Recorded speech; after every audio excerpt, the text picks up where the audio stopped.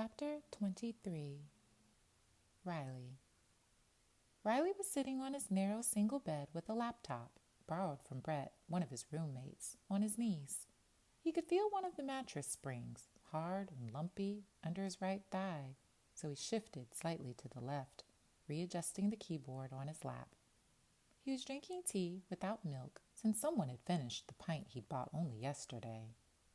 His 6-pack of lagers was now a 4-pack, and his cheddar cheese was missing a sizable corner and had gained a set of tooth marks. He'd resorted to putting labels on all his remaining stuff, but he resented his roommates turning him into that kind of guy. He was not a territorial labeler. The room was lit by the tepid December sun, trying valiantly to penetrate the grime coating Riley's windows, accumulated from the exhausts of thousands of cars thundering up the Warwick Road 24 hours a day. Riley was feeling like an etiolated plant, weak, yellow, and spindly through lack of sunshine and fresh air. His naturally dark skin had taken on a jaundiced hue, and his white blonde hair was getting darker. Soon, he thought, his hair and skin would end up the same shade. For the first time since he'd arrived in London, Riley felt an almost unbearable longing for Perth, for his days spent in the sunshine, feeding, watering, weeding, and pruning other people's gardens. He looked at the pinboard by his bed, at his montage of photos from home, him as a teenager with his dad and 2 brothers, all surfing the same wave. They were grinning at his mom, who was taking the photograph. As always, she'd messed up the framing, so there was far too much sky.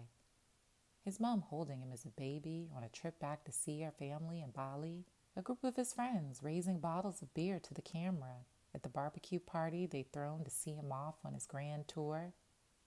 Why had he swapped a life surrounded by gloriously verdant nature for one hemmed in by concrete, inhaling pollution with every breath?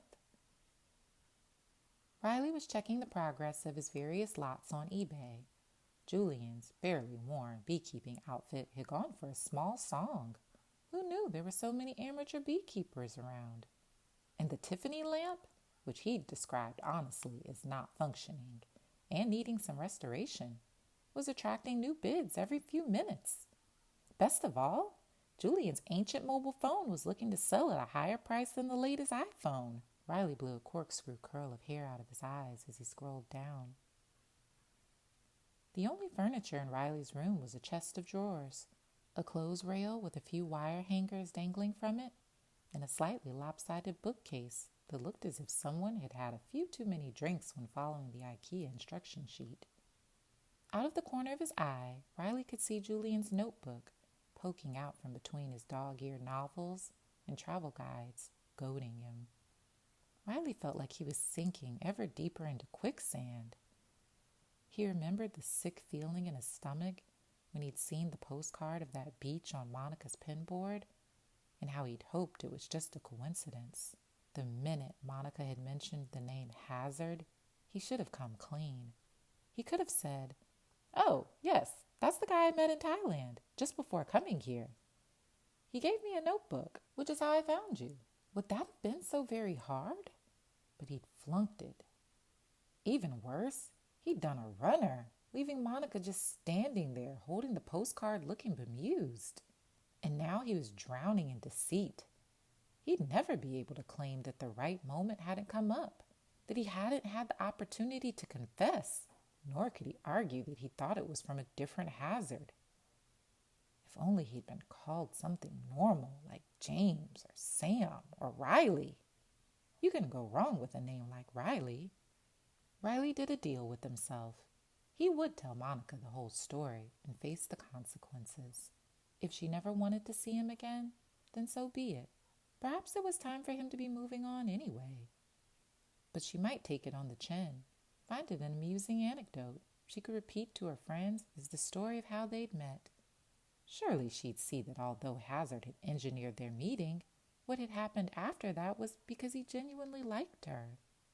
More than liked her, he realized, surprising himself. It was only a week before Christmas, and Riley didn't want to risk ruining Monica's carefully laid plans. He knew how excited she was about catering Christmas lunch in the cafe.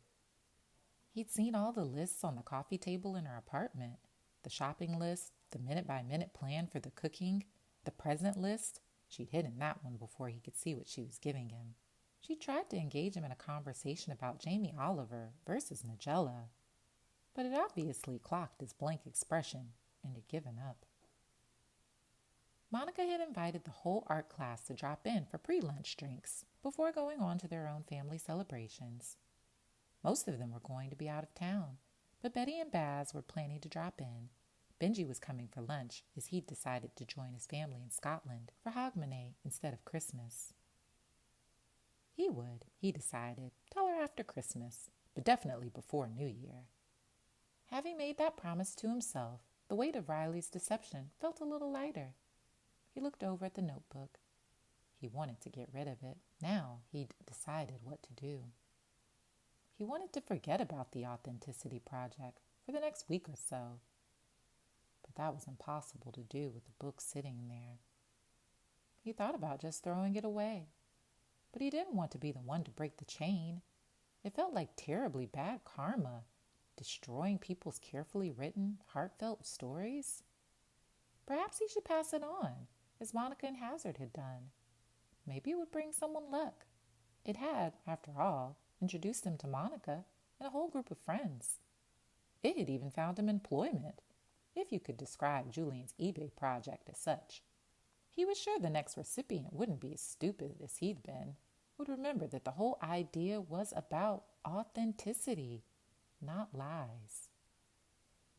A rhythmic banging noise, interspersed with some overly theatrical moaning, started up from the room next door.